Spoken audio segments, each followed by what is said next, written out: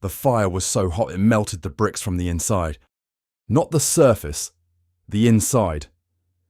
The clay turned to glass at temperatures that should not exist in any ancient city fire.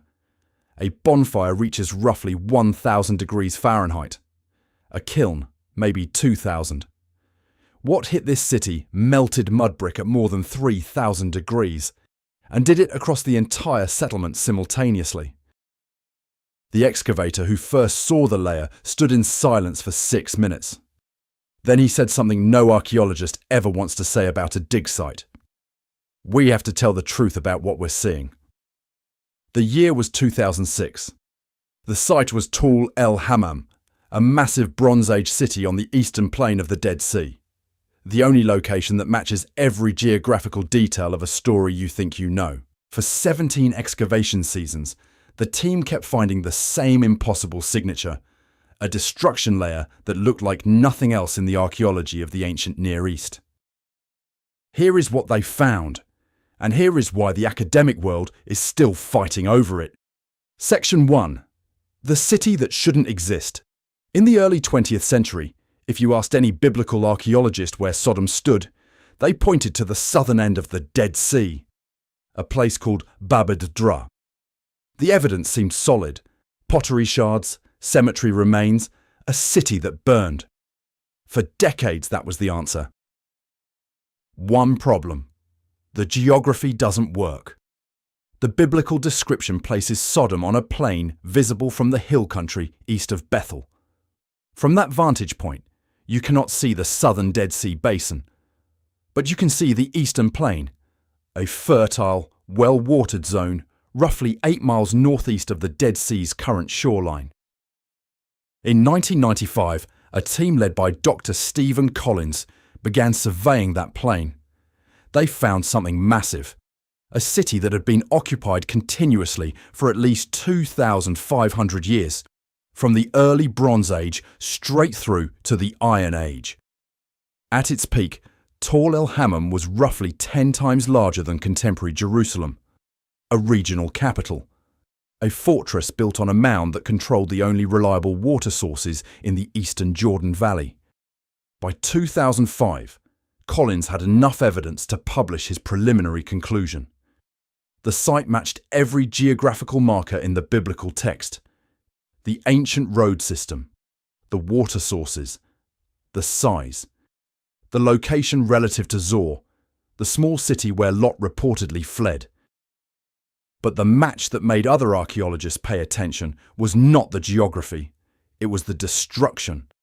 The team found a burn layer roughly 1.5 meters thick, that is nearly 5 feet of ash, charcoal and melted debris. In archaeological terms, that is not a fire, that is an event. Every mudbrick in that layer had been turned into what geologists call spherulites, tiny glass balls formed only when clay is subjected to temperatures above 3,000 degrees Fahrenheit. The outer walls were shattered. The stone foundations showed signs of explosive spalling, the same damage pattern seen in modern bomb craters. The question that no one could answer: what could possibly cause a 5-foot-thick burn layer across an entire city, in a region that had no volcanoes, no evidence of lightning-strike firestorms, and no historical record of any known weapon capable of producing those temperatures? Section 2. The salt and the silence. The first strange detail that caught the team's attention was not the heat, it was the salt. The destruction layer at Tall el-Hammam is coated in a fine white powder, anhydrous calcium sulfate, chemically identical to the salt deposits found around the Dead Sea shoreline. But the concentration inside the city was far higher than any natural wind-blown deposit. It was as if the entire site had been drenched in a salt spray so intense that the mudbricks themselves became encrusted. Dr. Philip Sylvia, the project's chief scientist, tested 350 samples from the destruction layer. Every single one showed salt concentrations between 15 and 50 times higher than the surrounding soil. The salt was not on the surface. It was embedded inside the bricks, inside the pottery, inside the stone vessels. That detail matters because it eliminates the most obvious explanation. If the city was destroyed by a conventional fire, an enemy attack, a riot, an accident, the salt would have stayed on the surface.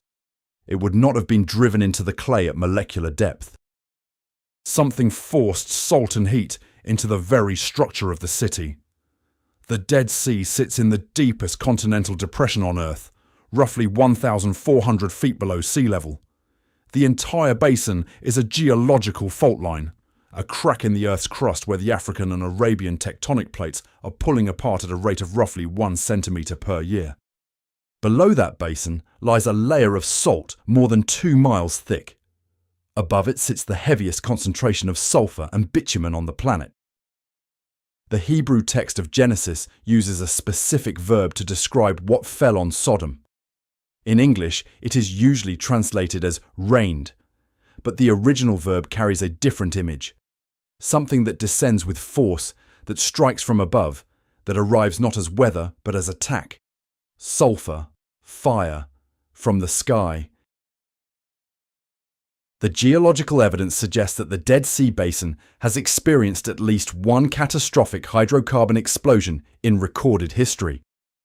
The combination of underground methane pockets, sulfur deposits, and seismic activity creates a scenario that geologists call a natural thermobaric event, an explosion so massive that it generates a shockwave capable of levelling a city and a fireball hot enough to vitrify mudbrick. Section 3. The woman who became a monument. The story says she looked back. Not because she was foolish, not because she was disobedient. The text gives no motive. It simply records the action. She turned. And in that turning, she became something that was neither alive nor dead, a pillar of salt. For 2,000 years, readers have assumed this was a metaphor, a moral warning, a poetic image of someone frozen by regret. But the archaeologists at el-Hammam found something that made them reconsider the literal meaning of the text. In the destruction layer, the team recovered dozens of human remains. Not bones. The fire was too hot for bones to survive. What they found were calcium phosphate casts, the mineralized outlines of human bodies preserved in the exact position they occupied when the event struck. One of those outlines was found near the city's eastern gate. The posture suggested a person turned backward, facing the city, with one arm raised toward the sky. The salt that encrusted the entire city would have coated everything that lay exposed. A body caught in that event, vaporized in the initial heat pulse, and then covered in the falling salt rain, would have been transformed into exactly what the text describes, a pillar of salt, standing in the position of the person's last moment. Section 4. The debate that refuses to die. Not everyone accepts the el-Hammam conclusion. The objection is not about the evidence, it is about the interpretation. Critics point out that the destruction layer dates to approximately 1650 BCE, the Middle Bronze Age. The traditional biblical chronology places Abraham and Lot roughly 4 centuries later. If the dates are correct, then el-Hammam was destroyed centuries before the patriarchs could have walked through that region. But the counter-argument is just as sharp. The biblical text does not give absolute dates. The traditional chronology is a reconstruction based on later genealogies and king lists. And those lists contain gaps, overlaps, and symbolic numbers that ancient writers use differently than modern historians. The excavators at el-Hammam argue that the site's destruction matches the biblical account so precisely, in location, in mechanism, in aftermath, that the chronological discrepancy may be a problem with the timeline, not with the identification. Section 5. What the ground still holds. The excavation at el-Hammam stopped in 2019, not because the work was finished, because the site is too large to excavate completely in a single generation. Roughly 5% has been uncovered. The rest remains underground, sealed beneath layers of windblown soil and collapsed debris. What is still buried? The entire domestic quarter, the palace complex, the temple district, The defensive walls that the geophysical surveys show were more than 40 feet thick at the base. And likely dozens more bodies, preserved in the same salt and calcium casts, frozen in the final seconds of a city that died under a fire that fell from the sky. The scientific papers continue to be published. The debate continues to rage. The site continues to sit in the Jordanian desert, exposed to the same wind and sun that watched the event unfold roughly 3,600 years ago. Section 6. The fire that left no witness. No one survived to tell the story. That is the detail that gets overlooked. The biblical account claims that only 4 people left the city that morning: Lot, his wife, and his 2 daughters. One of them turned back. The other 3 fled to a small village called Zoar, and according to the text, they never returned. They never buried their dead. They never rebuilt. If there was a human witness to what actually happened inside Sodom in its final minutes, that witness was standing miles away, looking back at a column of smoke and fire rising from a plain that would never be fertile again. The ground around tall el-Hammam remains barren to this day. Not a single permanent settlement was built on that site for more than 700 years after the destruction. The soil is still too salty for agriculture. The archaeologists found a layer of charcoal and ash, and then, above it, nothing. 7 centuries of nothing, as if the land itself refused to be touched. The brick weighs roughly 8 pounds. It is dark grey, almost black, with a glassy sheen where the surface cracked open. Inside, the clay has turned to a substance geologists call trinitite, the same material found at the Trinity nuclear test site in New Mexico, formed when sand is fused by extreme heat. There are only 2 places on Earth where this material has been found in ancient contexts. One of them is a Roman glass factory in Israel, where the heat source is known and limited. The other is tall el-Hammam, where the heat source remains a mystery.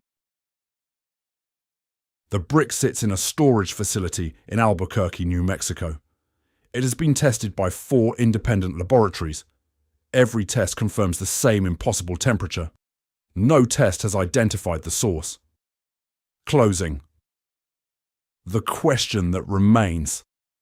The story of Sodom and Gomorrah has been told for 3,000 years as a moral fable, a warning about pride, a lesson about judgment, a tale of fire and salt, and a woman who could not let go. But the ground beneath the eastern Dead Sea Plain tells a different story. A story of a real city, with real walls, real people, and a real destruction so total that the scientists who study it cannot agree on what caused it. The geologists point to a thermobaric explosion. The archaeologists point to the salt and the melted brick. The biblical scholars point to the text that describes sulfur and fire falling from the sky. None of them can prove their case beyond doubt. The evidence is incomplete. The timeline is contested. The site is only 5% excavated. But every single person who has stood in that excavation trench, held that vitrified brick, and looked out across the barren plain has felt the same thing. The weight of a question that has no answer yet. What actually happened that day? The evidence is still in the ground, and the ground is not done speaking. We reopen one biblical case file every week. If you want the evidence, not just the story, the subscribe button is right there.